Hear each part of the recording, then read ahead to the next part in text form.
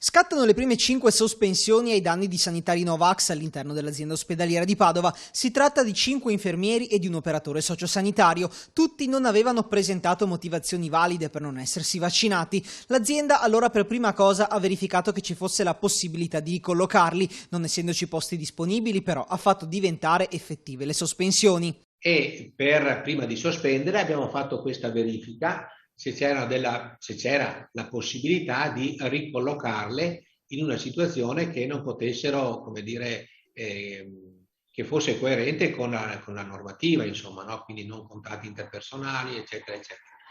Ecco, quindi quella delibera ha quel significato lì, in sostanza, no? Aver verificato che queste 5 persone non potevano essere collocate in altra situazione lavorativa e perciò sono state sospese.